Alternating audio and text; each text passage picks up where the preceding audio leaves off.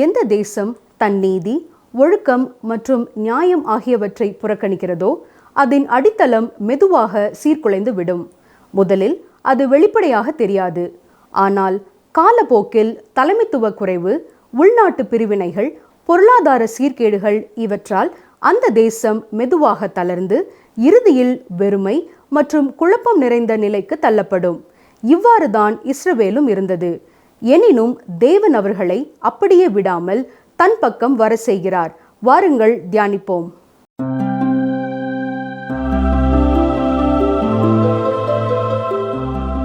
பிரியமானவர்களே, இன்றும் எங்களோடு சேர்ந்து கர்த்தருடைய வார்த்தையை கற்றுக்கொள்ள இணைந்திருக்கும் உங்களை கர்த்தர் ஆசீர்வதிப்பாராக. ஓசியா தீர்க்கதரிசியின் புத்தகம் 3ஆம் அதிகாரம் 4, 5 வசனங்களை இன்றைக்கு நாம் கற்றுக்கொள்வோம். கர்த்தருடைய வருகையை குறித்து நாள் குறிக்கிற மனிதர்களுக்கு இந்த வசனங்கள் சரியான விடையை கொடுக்கிறது.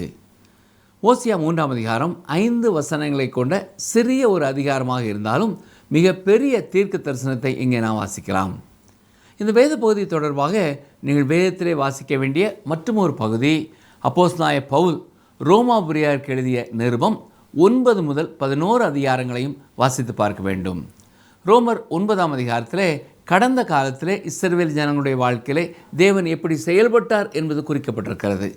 10ஆம் அதிகாரத்திலே இப்பொழுது அவர்கள் வாழ்க்கையிலே தேவன் எப்படி செயல்பட்டு கொண்டிருக்கிறார் என்பது குறிக்கப்பட்டிருக்கிறது. 11ஆம் அதிகாரத்தில் எதிர்காலத்தில் அவர் என்ன செய்ய போகிறார் என்பது குறிக்கப்பட்டிருக்கிறது. சரி, இப்பொழுது இஸ்ரவேல் ஜனங்களை குறித்து ஓசியா என்ன சொல்லுகிறார் பாருங்கள். ஓசியா 3ஆம் அதிகாரம் 4ஆம் வசனம், இஸ்ரவேல் புத்திரர் அநேக நாள் ராஜா இல்லாமலும் அதிபதி இல்லாமலும் பலி இல்லாமலும் சிலை இல்லாமலும் ஏபோத் வஸ்திரம் இல்லாமலும் தேராபீம் இல்லாமலும் இருப்பார்கள். நன்றாக கவனிங்கள். இஸ்ரவேல் புத்திரர் அநேக நாட்கள் ராஜா இல்லாமல். இது வழக்கத்திற்கு மாறான ஒரு செய்தியாக இருக்கிறது. ஏனென்றால் இஸ்ரவேல் ஜனங்கள் 3 முறை தங்கள் தேசத்தை விட்டு வெளியேற்றப்பட்டு விடுவார்கள் என்பது குறிக்கப்பட்டிருக்கிறது. மேலும் 3 முறையும் அவர்கள் திரும்ப வருவார்கள் என்றும் சொல்லப்பட்டிருக்கிறது. அது மட்டுமல்ல, எவ்வளவு காலம் அவர்கள் அந்த தேசத்தை விட்டு வெளியேற்றப்பட்டு இருப்பார்கள் என்பதும் அறிவிக்கப்பட்டிருக்கிறது. அதன்படியே அவர்கள் மீண்டும் திரும்ப வந்தார்கள். முதல் முறை ஆபிரகாமிடத்திலே கர்த்தர் சொல்லும் பொழுது, நான் உனக்கு இந்த தேசத்தை கொடுப்பேன், ஆனால் உன்னுடைய சந்ததி 430 ஆண்டுகள் எகிப்தில் இருப்பார்கள் என்று கூறினார்.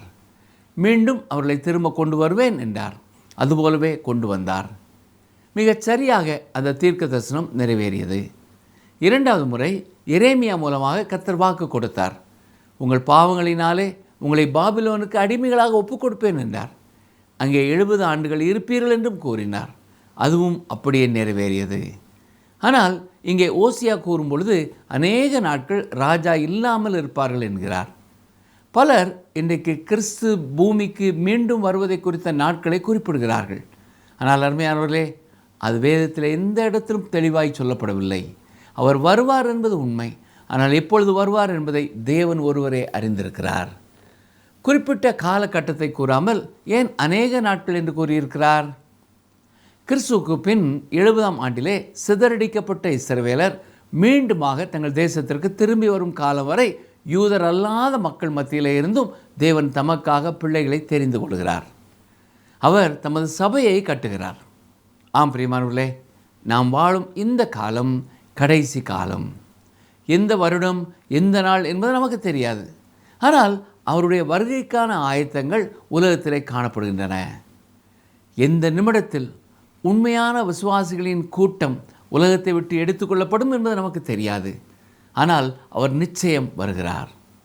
ஏன் இந்த இடத்திலே ஓசியா மூலமாக அவர் திரும்பி வரும் காலம் குறிப்பிடப்படவில்லை என்றால், அவருடைய சபைக்கு பெயர் இல்லை, அதற்கு காலகட்டமும் இல்லை.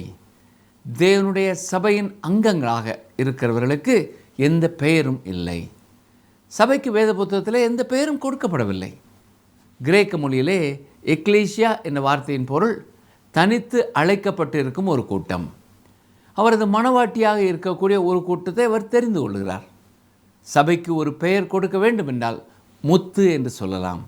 ஏனென்றால் மத்தேயு 13ஆம் அதிகாரம் 45, 46 வசனங்களிலே இயேசு கூறிய ஊமையின்படி மிக அதிக விலைக்கிரயம் கொடுத்து வாங்கப்பட்ட முத்து, அவரது ஜீவனை கொடுத்து அவர் வாங்கிய சொத்து, அதுதான் அந்த முத்து. திருச்சபைக்கு பெயர் இல்லை, காலகட்டமும் இல்லை. பெந்தேகோஸ்தே நாளிலே பரிசுத்த ஆவியானவர் அங்கே வந்து இறங்குவதற்கு 1 மணி நேரத்திற்கு முன்பு சீமோன் பேதுருவினிடத்திலே போய் சில நிமிடங்களுக்கு பின் இங்கே என்ன நடக்கப் போகிறது தெரியுமா என்று கேட்டால், இல்லை, எனக்கு தெரியாது என்று தான் கூறியிருப்பார். ஏனென்றால் திருச்சபை தோன்றப் போவது அறிவிக்கப்பட்டிருந்தது, ஆனால் தேதி குறிப்பிடப்படவில்லை. அதுபோலவே விசுவாசிகளை இந்த உலகத்திலிருந்து கர்த்தர் எடுத்துக்கொள்வார் என்பது உறுதி. ஆனால் அதற்கும் வேத புத்தகத்திலே தேதி கொடுக்கப்படவில்லை. இந்த காரணங்களினாலே தான் இஸ்ரவேல் ஜனங்களும் அநேக நாள் ராஜா இல்லாமல் இருப்பார்கள் என்று கூறப்பட்டிருக்கிறது. இன்றும் இஸ்ரவேல் தேசத்திலே வாழும் பலர் தாங்கள் எந்த கோத்திரத்தைச் சேர்ந்தவர்கள் என்பதை கூறுவார்கள். தாவீதின் வம்சத்தை சேர்ந்தவர்கள் தாவீதின் அரியணைக்கு ஏற எனக்கும் தகுதி இருக்கிறது என்று கூறுவார்கள். ஆனால் பிரியமானவர்களே, அதை கூறக்கூடிய ஒரே ஒருவர் தேவனுடைய வலது பார்சத்தில் இருக்கும் இயேசு கிறிஸ்துவே. அவரே ராஜாதி ராஜா, அவரே கர்த்தாதி கர்த்தர். இஸ்ரவேல் ஜனங்கள் தங்கள் ராஜாவை புறக்கணித்து விட்டார்கள். மேசியாவான இயேசுவை அவர்களை ஏற்றுக்கொள்ளவில்லை. அப்படி என்றால் அவர்களுக்கு எந்த ஒரு ராஜாவும் உண்டாகப் போவதில்லை. லூக்கா எழுதின சுவிசேஷம் 21ஆம் அதிகாரம் 24ஆம் வசனத்தில் நான் வாசிப்பது போல, புறஜாதியாரின் காலம் வரைக்கும் எருசலேம் புறஜாதியாரால் மிதிக்கப்படும். இந்த வசனத்தினாலே பலர் வாக்குவாதம் செய்வதென்ன? இஸ்ரவேல் ஜனங்களிடத்தில் தான் இப்பொழுது எருசலேம் இருக்கிறது என்று கூறுவார்கள். ஆனால் உண்மையான முழு எருசலேமும் யூதர்கள் கரத்தில் இல்லை. அந்நாட்களிலே கர்த்தருடைய ஆலயம் இருந்த இடம் இப்பொழுது அவர்கள் கையில் இல்லை. பழைய ஆலயத்தின் பரிசுத்த ஸ்தலத்தில் ஒரு பகுதி இஸ்லாமியர் கையிலும், ஒரு பகுதி ரஷ்ய தேசத்தைச் சேர்ந்த கத்தோலிக்கர்களின் கையிலும், மற்றும் ஒரு பகுதி கிரேக்க நாட்டைச் சேர்ந்த கத்தோலிக்கர் கையிலும், இன்னும் ஒரு பகுதி அர்மேனியன் திருச்சபை அல்லது ரோமன் கத்தோலிக்கர் கையிலுமே இருக்கிறது.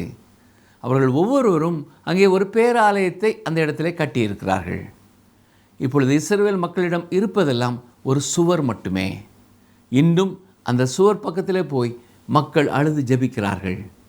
இன்று இஸ்ரவேலருக்கு பலி செலுத்த இடமில்லை.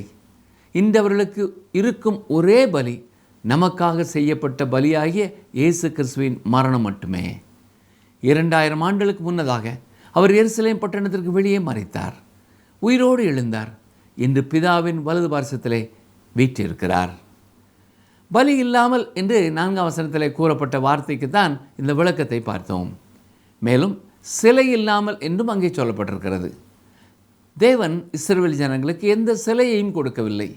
மிக தெளிவாக யாத்ராமம் 20ஆம் அதிகாரம் 4ஆம் வசனத்திலே, மேலே வானத்திலும் கீழே பூமியிலும் பூமியின் கீழ் தண்ணீரிலும் உண்டாயிருக்கிறவைகளுக்கு ஒப்பான ஒரு சொரூபத்தை ஆகிலும் யாதொரு விக்கிரகத்தை ஆக்கிலும் நீ உனக்கு உண்டாக்க வேண்டாம் என்று தான் கூறியிருக்கிறார்.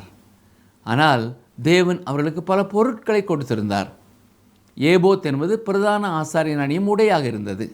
மேலும் தேராபீம் என்பது அதிர்ஷ்டம் தரும் பொருட்கள் என்று கூறுவார்கள் அல்லவா, அப்படி அவர்கள் நம்பி தூக்கி கொண்டு சென்ற சில பொருட்கள். பின்னாட்களிலே இதையும் அவர்கள் ஆராதிக்க தொடங்கிவிட்டார்கள்.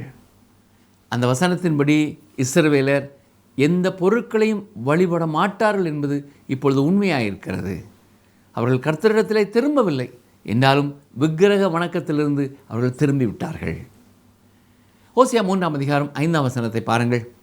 பின்பு இஸ்ரவேல் புத்திரர் திரும்பி தங்கள் தேவனாய கர்த்தரையும் தங்கள் ராஜாவாகிய தாவீதையும் தேடி கடைசி நாட்களில் கர்த்தரையும் அவருடைய தயவையும் நாடி அஞ்சிக்கையாய் வருவார்கள்.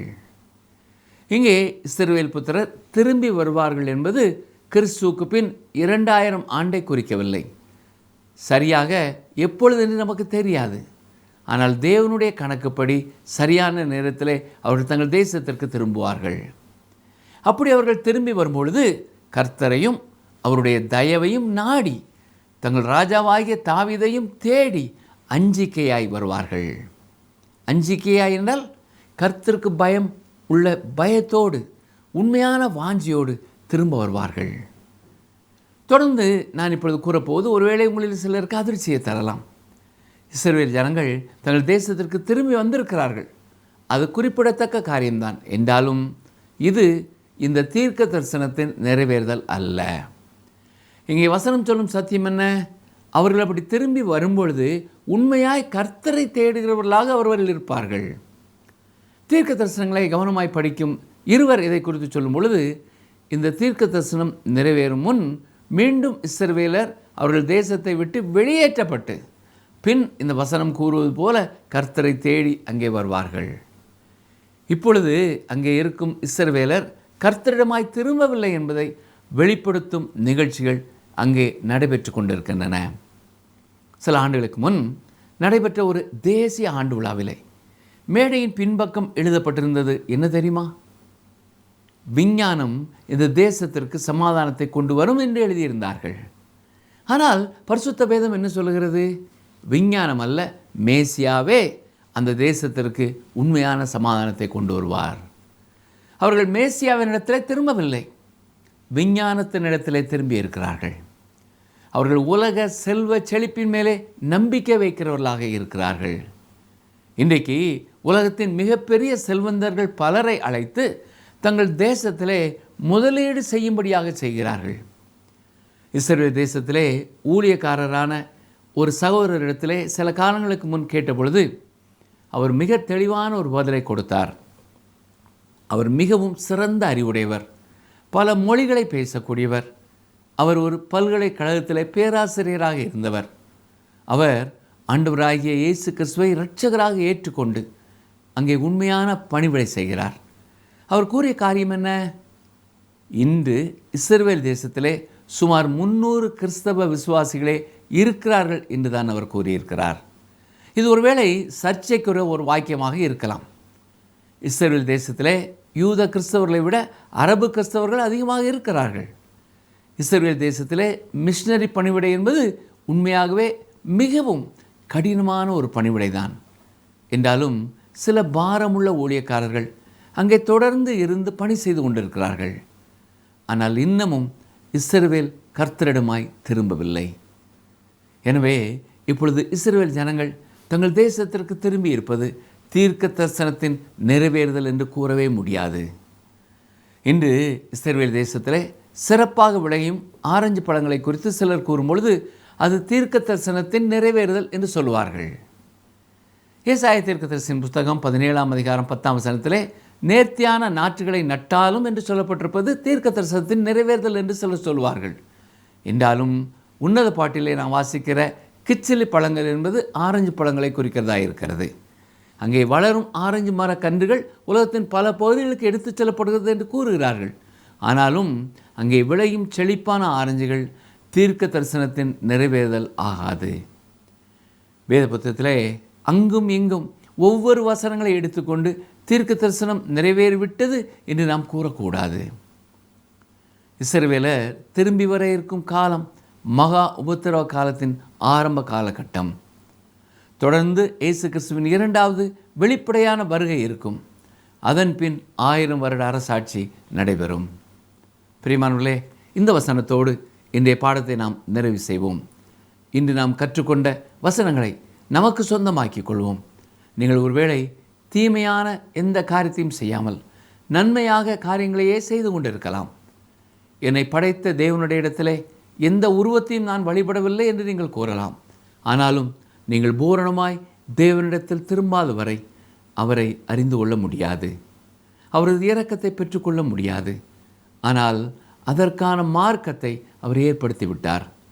நம்முடைய பாவங்களுக்கான தண்டனையை இயேசு சிலுவையிலே சுமந்து தீர்த்தபடியினாலே இந்த உலகத்திலே பிறந்த எந்த ஒரு மனிதனும் தான் பாவி என்பதை உணர்ந்து அவரிடத்திலே திரும்பி வரும் பொழுது அவரே அவனுக்கு வாழ்வு கொடுக்கிறார், சமாதானம் கொடுக்கிறார், சந்தோஷம் கொடுக்கிறார். அப்படிப்பட்ட திருப்தியான ஒரு வாழ்க்கை உங்களுக்கும் தேவை என்றால் ஆண்டவராய் இயேசு கிறிஸ்துவினிடத்திலே வாருங்கள். ஆண்டவரே, நான் ஒரு பாவி, நீர் என் பாவத்திற்கான தண்டனை ஏற்றுக்கொண்டதை நான் விசுவாசிக்கிறேன், என்னை மன்னியும், என்னுடைய வாழ்க்கையை எடுத்து உடைய நாம மகிமைக்காக பயன்படுத்தும் என்று நாம் அர்ப்பணிப்போமா? ஜெபம் செய்வோம். அன்பு நிறைந்த ஆண்டவரே, இஸ்ரவேல் ஜனங்களுக்கு எத்தனையோ வாய்ப்புகளை கொடுத்தாலும் அவர்கள் உம்மை நோக்கி திரும்பாமல் மீண்டும் மீண்டும் உம்மை துக்கப்படுத்தும்படியாய் உம்மை வைக்க வேண்டிய இடத்திலே மற்ற பொருட்களை அவர்கள் வைத்து கொண்டிருந்ததை நாங்கள் கற்றுக்கொண்டோம். ஐயா, எங்கள் வாழ்க்கையிலேயும் நாங்கள் முழுமையாய் உமக்கு இடம் கொடுக்காத எங்கள் வாழ்க்கையின் பகுதிகளை நாங்கள் ஆராய்ந்து பார்க்கிறோம். யார் யார் இந்த நேரத்திலே தங்கள் உள்ளத்தின் ஆழத்திலிருந்து தங்கள் வாழ்க்கையின் எல்லா பகுதிகளையும் உமக்கு ஒப்புக் கொடுக்கிறார்களோ அந்த குறிப்பிட்ட காரியங்களிலே தெளிவான விடுதலையை நீரே அவர்களுக்கு தர வேண்டும் என்று சொல்லி நாங்கள் ஜெபிக்கிறோம். உம்முடைய பரிசுத்த ஆவியானவர் அவர்களை பலப்படுத்தி விடுதலை கொடுப்பார் என்ற பூரண விசுவாசத்தை உடையவர்களாய் தங்கள் வாழ்க்கையிலே வெற்றியை அனுபவிக்க அனுதினமும் நீரே அவர்களுக்கு கிருபை செய்யும். இயேசு கிறிஸ்துவின் நாமத்தினாலே மனத்தாழ்மையோடு வேண்டிக் கொள்கிறோம் பிதாவே, ஆமேன். இன்று நீங்கள் கற்றுக்கொண்ட வேத பகுதியை உங்களுக்கு அருமையான ஒரு சிலரோடு பகிர்ந்து கொள்ளுங்கள். தொடர்ந்து கர்த்தர் எந்த காரியத்தை குறித்து உங்களோடு பேசினாரோ அதை குறித்து அவரோடு பேசுங்கள். நித்திய காலமாய் அவர் உங்களை நேசிக்கிறார் என்பதை மறந்துவிட வேண்டாம். கர்த்தருடைய இரக்கம், அவருடைய கிருபை, அவருடைய அன்பு என்றென்றும் உங்களோடு தங்கியிருக்கட்டும். ஆமேன்.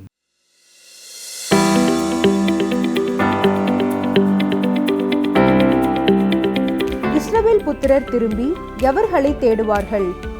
இஸ்ரவேல் புத்திரர் திரும்பி எவர்களை தேடுவார்கள்? ஆப்ஷன் ஏ, பொன்னையும் முத்துக்களையும். ஆப்ஷன் பி, தங்கள் தேவனாகிய கர்த்தரையும் ராஜாவாகிய தாவீதையும். Option C, ராஜாக்களையும் அதிபதிகளையும். இன்றைய கேள்விக்கான சரியான பதிலை 9962032803 என்ற எண்ணிற்கு வாட்ஸ்அப் மூலம் அனுப்புங்கள். பாபிலோனில் சிறைப்பட்டு வாழ்ந்த இஸ்ரவேல் ஜனங்களைப் போல நம் வாழ்க்கையிலும் சில நேரங்களில் தேவன் அனைத்தையும் களைந்து வெறுமையை அனுமதிக்கிறார்.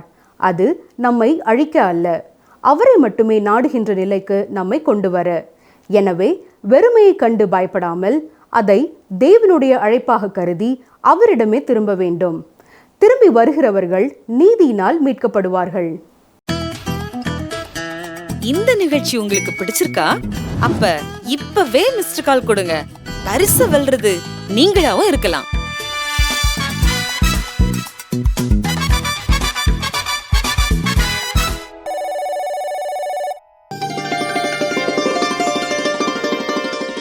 சிறுமைப்பட்டவன் மேல் சிந்தையுள்ளவன் பாக்கியவான்.